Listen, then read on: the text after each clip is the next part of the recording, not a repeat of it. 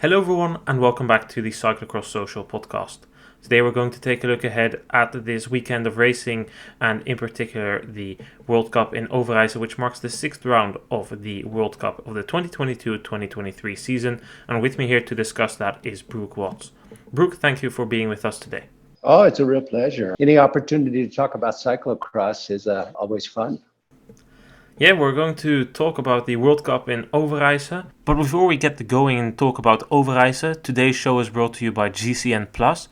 As you all know, this weekend Tom Pidcock, the Cyclocross World Champion, is making his season debut, and you don't want to miss any of that. Watch the action in Merckxplas, his first race in the Super Prestige, on Saturday, or the World Cup on Overijse, where Pidcock will also be racing on Sunday live and interrupted on GCN+.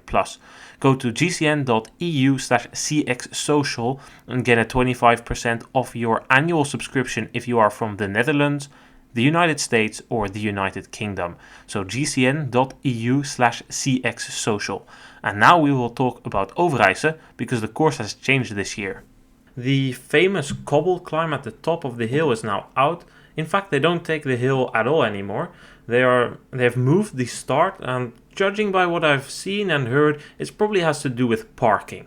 So now the start-finish straight is still not all too long, but then they take a long grass climb up, which looks to be pretty steep, and then the rest of the course is still pretty much the same as the last couple of years. It's pretty wide through the field, up and down, some corners, so it's really still the Merckxplas we know, but with a lot less tarmac. Overijse has gone through so many changes as a growing suburb of Brussels. And I think that race over the years has had different start locations, though other aspects of the course have remained the same. You've done a better job of deciphering the course map that's been released. I could see some of the changes, but I think until I see it on the broadcast, it's going to be difficult to tell exactly what they've changed. But it's such an iconic race. Such a beautiful location. The oldest, as you know, of the races, Willie, has had such an impact on that race before he sold it. We have to remember that Overijse is kind of the spiritual home of Flanders Classics. And so I think they treat it as their hometown race. And I would be remiss if I didn't point out that the legend Frans Verbeek comes from Overijse. The milkman was born and raised in Overijse. Yeah, last year I did the research, and well, it's of course known that it's the current cross with the most editions, but it was like clear by something like 20 over, I think, Bretagne in Luxembourg. So yeah, it's definitely nice to see it and a bit rebranded. They keep working to improve the course, but it still includes a lot of elevation. So it will be pretty much the same as the last couple of years. And the big story, of course, is the return of the Cyclocross World Champion Tom Pidcock. He is starting his season on Saturday in Merckxplas before racing his first World Cup in Overijse. This year, no hustling about starting at the back of the grid. He can start on the second row in the World Cup unless one of the top 8 guys doesn't show up of the ranking of the World Cup. But first or second row is going to be much better than last year. What do you expect he can do in his first crosses of the season? I think it depends on how his re-entry, his reorientation to high-level racing goes in Merckxplas. You know, you see him referred to as a diesel sometimes. I think he's as good a starter as any of them. I put him on the podium in Overijse. I don't necessarily pick him for the top. I know that you pick him for the top, but I think if he has a great day on Saturday, then he could be at the top on Sunday. I would also say, gosh, how might Michael do in a course like this? So it's going to be an interesting race, and I would ask you, how do you feel about Joris and his climbing? Because I think it's time that Joris is on the podium. Well, to first come back on Pidcock, I'm not necessarily going to put him for the win. Issam is super high on Pidcock. He thinks that Pidcock is going to fly in and almost do a Wout van Aert Boomstal-like performance. But Merckxplas, first of all, on Saturday, it's a fast course. It doesn't really have any decisive features. If you don't have the feel on the crossbike, a couple of small mistakes can really cost you in such a race. Overijse is a better race for him. it has the climbing, and we know Pidcock does best on the climbing courses. We all remember his win in Aspergaveren. We remember his fights in Namur with the best, and Overijse comes close to those courses. But we also know that Pidcock is a slow starter in the season, not per se in the races, but he always needs a couple of races to grow into the season, especially 2 seasons ago. And last season was already better with him getting quite decent results in his first races. But if he's going to win here, I think it's going to be close. As you say, Michael Vanthourenhout in great form. And then, well, you asked about Joris Nieuwenhuis. How is his climbing? Well, it's hard to tell. His form is obviously pretty great at the moment. I saw Jens Dekker write on Twitter that he expects something very special from him this year or next year in the season. I've said it a couple of times already. This guy is insanely talented. He's under 23 world champion for a reason. And go back to Valkenburg Worlds under 23. A lot of climbing to be done there. He had a horrendous season. He had, I think, gotten 1 or 2 podiums. And then at the World Championships, he came super close to beating Iserbyt. So if that is a standard to go by, I think that his climbing ability is fine and that he can definitely be in contention again. His time is due. I am 7 time zones away from you. Tell me, what is the weather forecast for the weekend? The weather forecast for the weekend is still a bit mixed. I have seen reports of rain. Others suggest dry. There has been a bit of rain this week, so it's not going to be as fast as we have seen in Beekse Bergen, which was a desert cross. But is it going to be super muddy? I don't think so. I think it will be a bit of a mix, somewhat similar to last year when the ground will be draining you. It will be sucking you in. It will be real power. Yeah, because that could certainly have an impact on someone who's just getting back into the field. Yeah, but on the other hand, if I just check the latest forecast, it should just rain every day from now until the weekend in Overijse, which would make it a bit more muddy. But again, does it have to be a disadvantage for Nieuwenhuis? I don't know. I think form will be more decisive, the absolute power. And for Nieuwenhuis, I think that his form is there, but he's been struggling to move from the back of the grid to the front of the grid, costing him a lot of energy. We saw that in Beekse Bergen that he was there. Every week his form is improving. Agreed. So it wouldn't surprise me if he is in contention again. But for the moment, I will still give the benefit to Michael Vanthourenhout, Lars van der Haar, Laurens Sweeck.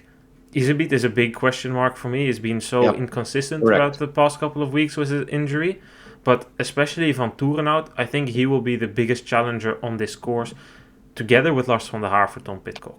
I would agree. And the reason I mentioned the weather forecast is I think that plays against the advantage of Tom Pidcock as a climber, because I would say you need a little time to get used to the mud racing, the field racing. So I would agree that Michael seems very, very likely. I think Lars could also excel. Not a course for Lorenz. And I definitely think that Ellie is on the mend and probably will not factor in until some weeks of recovery have passed. Yeah, I think the story about Iserbyt is interesting. On one hand, he had the talk after the European Championships where he said, it's not the same injury as I had this summer. But then he's now come back and said that he wasn't clear enough and that it is in fact the same injury as in the summer. He's also commented on a column that Niels Albert, the 2-time world champion, has wrote that said, well, if it's something chronical, he should retire and go search for an office job. He said that wasn't nice to read and that he struggled. He had a rough week before Beekse Bergen. I spoke about this with Issam yesterday. He said that Eli, last year he had a couple of these races where he had a bad start and then he was just like, well, whatever, I'm not going to bother today. Belgian Championships is one example. Loenhout and Lille are other examples. If we look at Eli in Beekse Bergen, we can see that there is still the determination to fight. He has a horrendous start. He's way back. And he keeps putting in good laps. And he puts in 3-4 super fast last laps to still contend for the win. In Niel, he crashed, went over his bars, was 15th, keeps on going to save his super prestige classification. I think he had a very unlucky weekend. He's maybe a bit on the back foot, but I still think he's going to be in a solid position to secure himself a decent amount of points, because don't forget, he's only leading by a handful of points the overall over Laurens Sweeck. 2 points, if I recall. I looked at the tally earlier today, and it was, as you say, only a handful. So we're seeing number 2 sneak his way up the overall. It's going to be an interesting season. What do we have left? How many remaining? You just told me it's a lot. After this, there's still 8 races. Oh, that's tremendous. Yeah, that's a lot. So we've still got a lot of racing to go. Yeah, about Laurens, he's been in great form. We both said that we don't think this is a course for him, but Namur, which was also not a course for him, he still ended 3rd there. What do you expect from Laurens Sweeck this weekend? I would pick him for Saturday more than Sunday. I think that's an obvious statement. And you make a very solid point. His climbing has much improved. I think Paul Herregers had interesting comments after Namur, how he had not seen that kind of climbing from Laurens before. Maybe I need to rewrite my podium and include Laurens in there. He has a very strong mental outlook, and I think that that can be as important as the physical aspects. Yeah, I think he is obviously in a very good form. I think it will be up there, but then again, if we look at Namur, 3rd, okay, but let's look at the gaps. 2 minutes behind Vanthourenhout. It's going to be a very honest race if this weather forecast holds. If it's going to be super muddy when the juniors and women have gone over it, it's going to be muddy and it's going to be a tractor effort. And then I think that Van der Haar, Lars, will suffer a bit because he would like to have it a bit faster, more like we have seen on the Hotond cross before. Yep. And Michael, he will be praying for this weather forecast to hold because he loves the mud.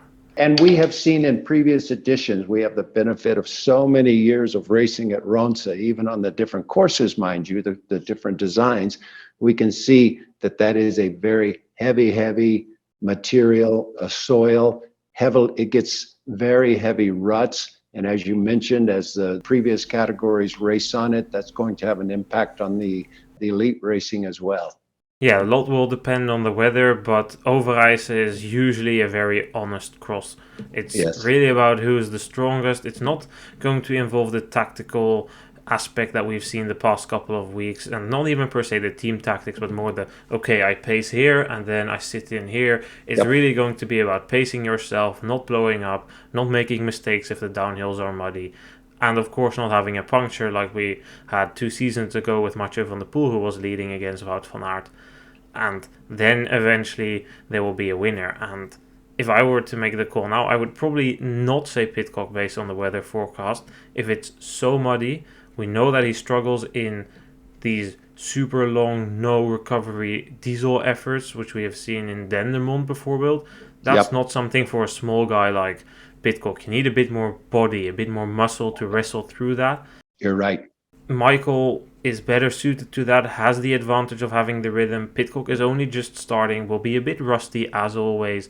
Last year, remember, in Boom, that was muddy and he made a couple of mistakes in the downhill and said, well, I made too many mistakes, and the same happened in Namur, which was after a couple of races. So it's not ideal yet for Pidcock. I do expect him to be in contention, but not already winning. Maybe Merckx Plus if it comes down to a sprint, but Overijse in this weather. Yes. I think your estimation is correct, and it's good to see him back. Let's make this comment. Good to see him back, and I'm sure they're happy that the additional tickets are being sold. The big 3, as they're being termed now, it's getting closer and closer to when we have them all back, and then it's going to be fun to see how all season guys, Michael, Laurens, Ellie, see how they stack up. And I tend to agree with Jürgen's comments in the press that the guys are going to do just fine. They're going to be in contention, even though the big 3 are back.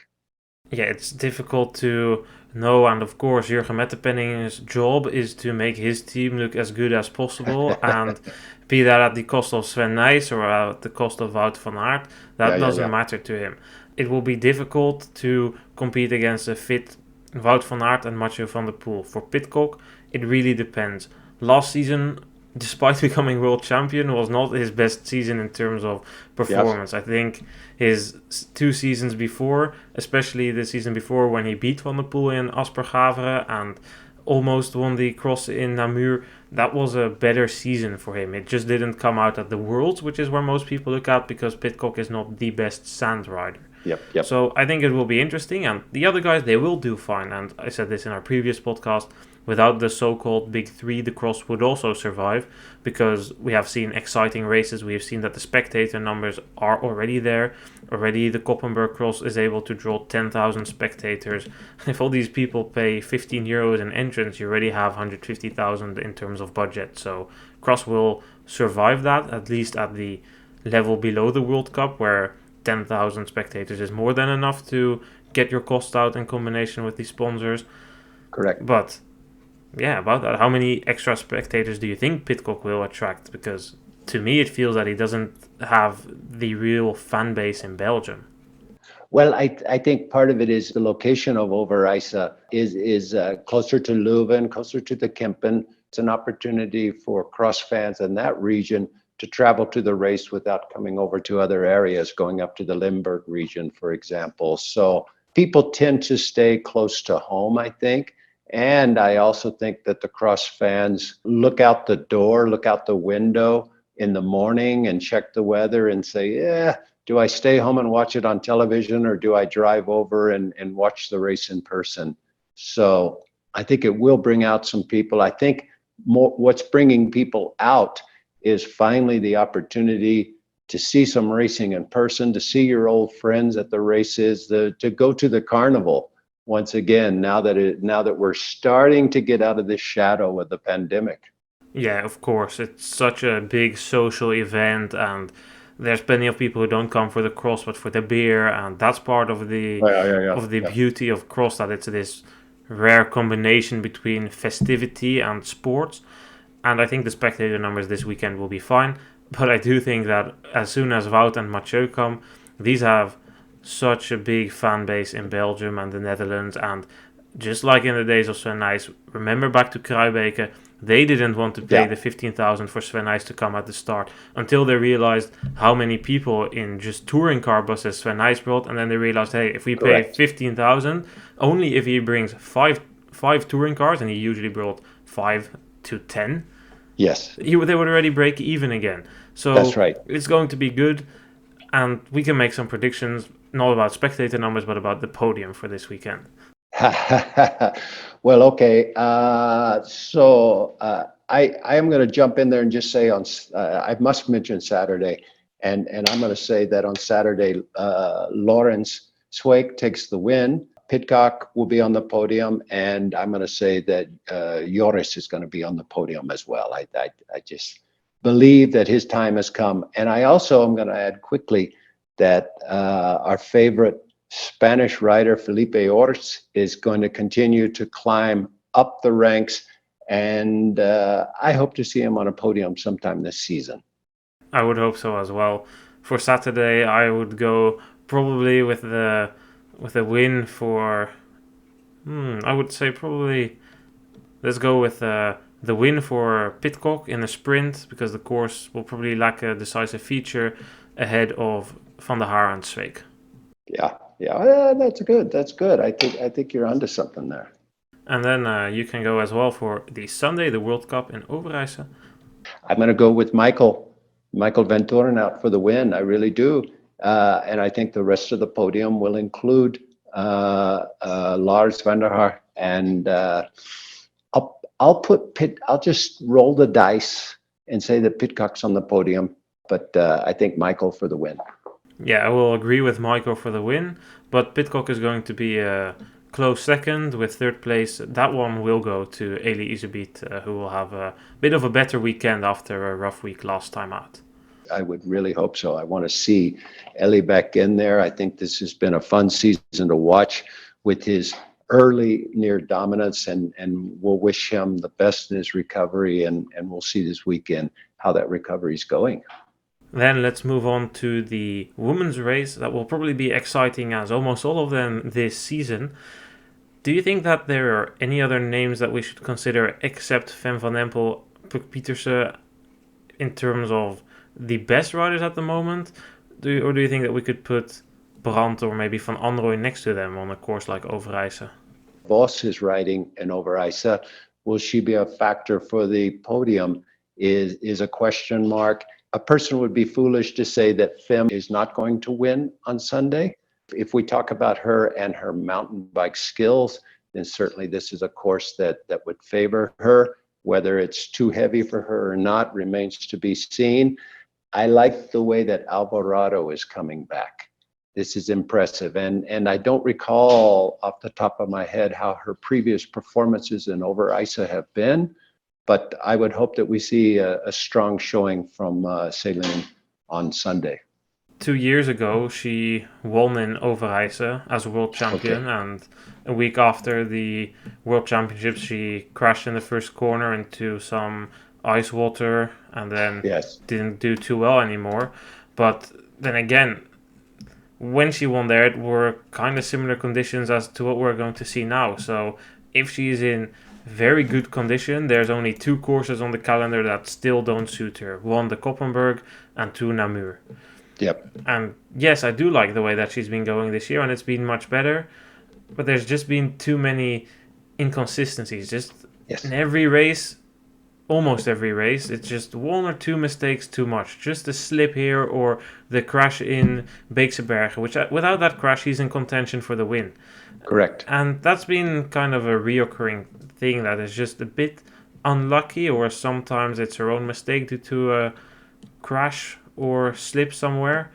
But yeah, of course the improvement is there, but on a heavy course like this, well, the mud is different than the fast, but if Van Empel can win on the Koppenberg, she can also win in Overijse. Yeah. Good point. I think we also have to mention, not necessarily for the win, but for contention, Clara Honsinger. The reason I say this is because with the coaching of Dieter Vanthourenhout, Clara should have, one would hope, some improved technical skills. Whether that includes her start remains to be seen. But I'm fascinated that she is getting some coaching by someone with some tremendous skills now. Yeah, I think that her form is really building, and you can see the progression in terms of the fast races where she's now able to get into the top 10 instead of being around 20th. And the move to EF, I'm a fan of that, and they have a very competent entourage around her with also Crystal Herremans as the manager there.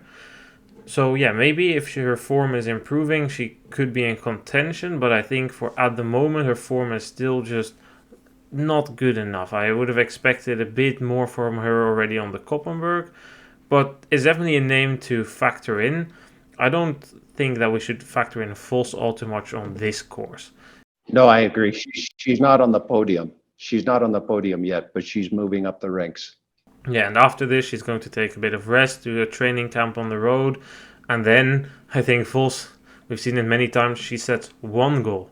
And that 1 goal only is where she will be at her best. And this road season, it was the Tour de France Femmes and Paris-Roubaix. Well, she missed Paris-Roubaix, but Tour de France Femmes, and she delivers. And last year it was Cyclocross World, and she delivers at Cyclocross Worlds. And this year with the Worlds in Heijden, I think she will put everything on that. She's using these races to gain points, get in a rhythm, now taking some time off to rest, become fresh again, and then she's going to use the busy kerst period to regain form and then fine-tune her form after the championship, the Dutch National Championships, to be fit in Heijden.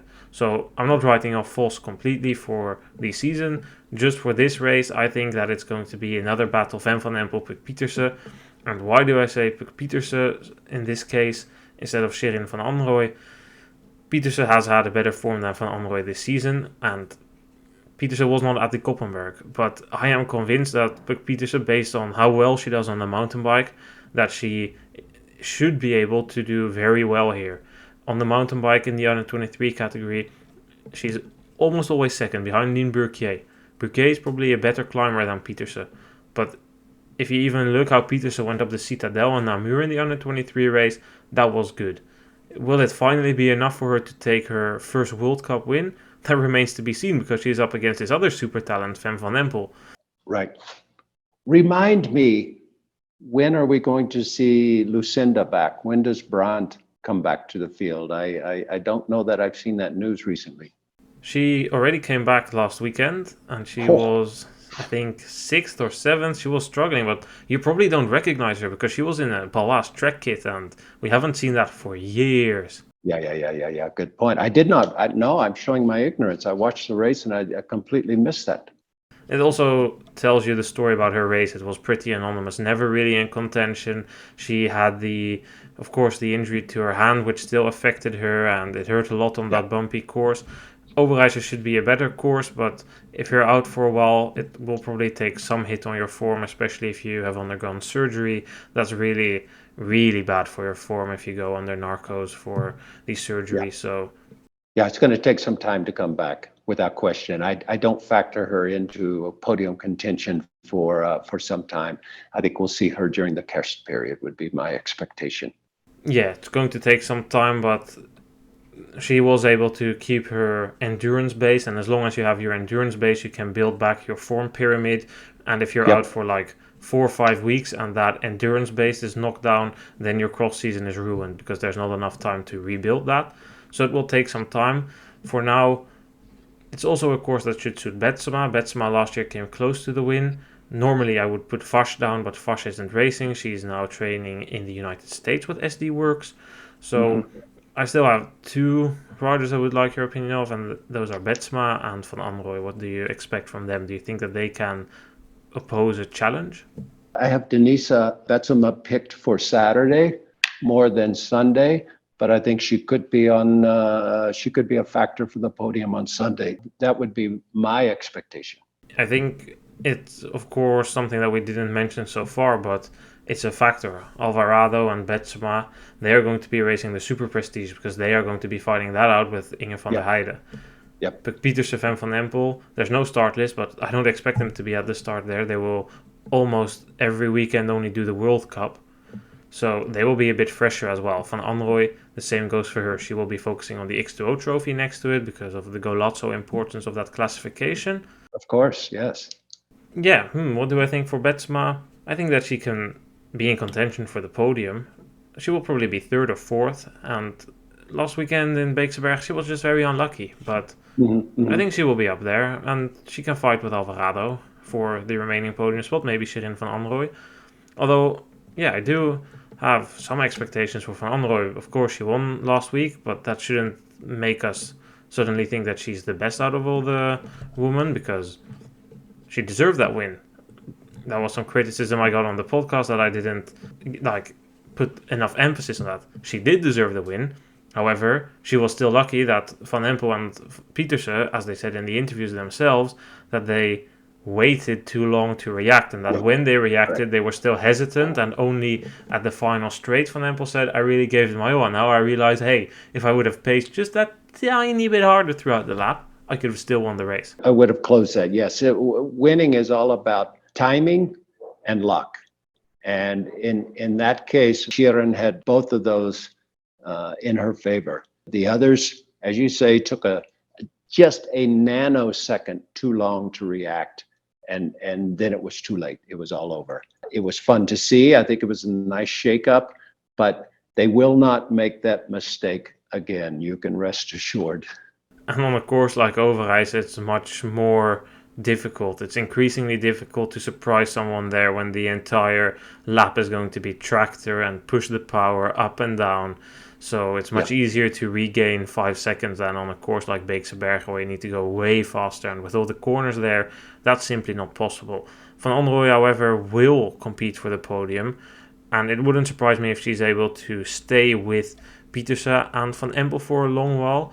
But it would require a good start because so far this season her starts have been a little bit too bad, too slow. She's always going into the field 8th, 9th. If she can go into the field 6th or 5th, then she already has the connection and doesn't need to put in 1.5 laps of chasing work to come back.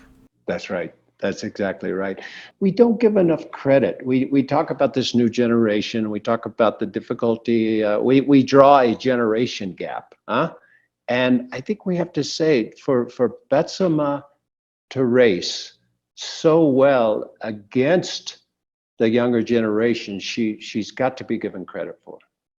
Yeah, she always puts up the fight. It's her mentality to always go. And when she was racing for the wins against Brandt, often her tactical ability was not good enough. She made weird decisions to pace Brandt along in the final lap, or her positioning is off. But I've said that a couple of times as well. Betsema is just a bit too nice in terms of getting the elbows out in the final lap. Yeah. And Yep. and that's of course also a bit telling for the person Betsema. Betsema is always satisfied with her result, and that's also something like if you have the true killer mentality, you won't see Mathieu van der Poel come across the line in second when he's beaten by Wout van Aert by 2 seconds or something in the final lap and say, well, it was the maximum achievable. You will be fuming. Yes, correct. Killer mentality. Yeah.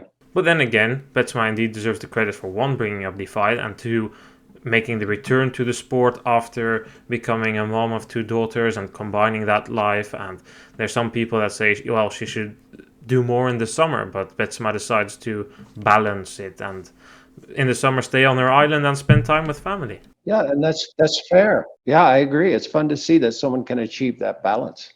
Then I would like to hear your thoughts on one more rider, Inge van der Heijden. She's been going pretty well this season.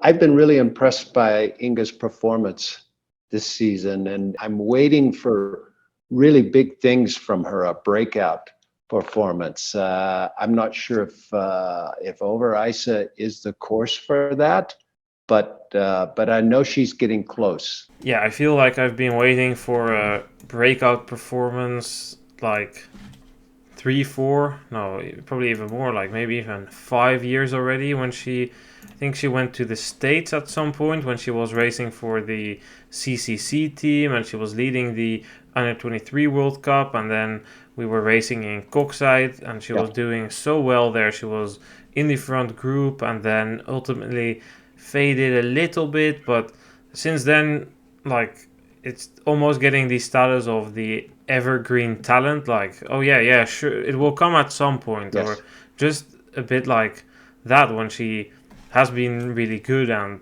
I think she ended 4th or 5th in that World Cup in Koksijde, and that immediately answers the question about the course. Is Overijse the course for her? No, I don't think so. I'm much more considering her as a favorite for Merckx Plus, which should be a good course for her. And there's the super prestigious on the line where she can get a top 3. That will be more important for her. In Overijse, probably a top 5 at max, and even that is ambitious with the start list we have. Yeah, she showed up at Waterloo the first year that Waterloo was a World Cup, and with her family, and said, I need a parking place. Can you help me with the parking place? I said, of course. And I immediately moved several tents out of the way and created a place for her to park the rental van that they had. And she says, why are you being so nice? I says, but you are Inge van der Heijden, of course.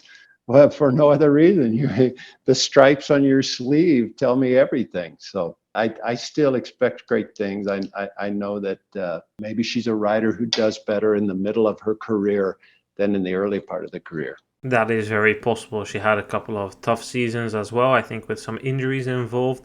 And this year she's been really solid. And okay, even if you don't become the next big thing that you one time were hyped up to be, it doesn't mean your career failed. Yeah. If you are making a solid living out of getting podiums in super prestige races, it's still fine. And she is definitely a rider capable of consistently being in and around the top 10.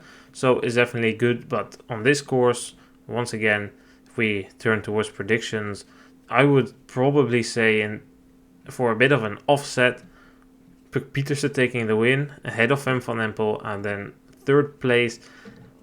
It's tough, but I will be going with Betsema because I still have... No, I'm going to go with... we didn't mention one name, but I will do it now in my prediction. I will be going with a very surprising 3rd place for Lien Burquier, the number 2 of the Under 23 European Championships. We didn't mention her so far, but it just crossed my mind that course with climbing, mud, it's perfect for her. She was good at the European Championships. She's going to surprise in Overijse. I think you've pulled a good rabbit out of the hat there. I'm going to go with Fim, Puck, and I'll take your first pick, Denisa, and then we'll see on Monday if you owe me another bag of peppermint. I already bought you the first one. It's already saved in my closet for when you come to Europe around the World Championships. It's going to be good. I'm looking forward to it. And I mean, probably in the end with the Fem van Empel prediction, she has it all. The power, the technique, the sprint. It's hard to see it, but Puck, she lives close to me. I've raced so many times against her. I just want to see her win at some point. So we'll see. But it should be a good weekend of racing. Well, I expect with all of our talk over the last week about Pepper Knowlton that we'll see a surge in sales across the globe. Hopefully, everybody who hasn't had them should definitely come over in November to do some cross watching or maybe even racing yourself and then get a couple of paper notes after. Well, thank you so much for being here, Brook. Oh, it's always a pleasure. It's such fun to talk cross with someone who is as enthusiastic and knowledgeable as you are, Noah. Well, that's so nice of you to say. Thanks so much. And the same goes for you. Always a pleasure to have you on the podcast. Hopefully a couple of more times this season. As said, hopefully a great weekend of racing with hopefully my winners coming out this time, because else, well, the depth in Pepernoten will grow exponentially and that should not happen. But we'll just wait and see, and hopefully some entertaining racing. Thanks everyone for listening to this episode of the Cyclocross Social podcast. You can expect 2 episodes this weekend as we will cover the Super Prestige in Merckxplas and the World Cup in Overijse. See you guys then. Goodbye.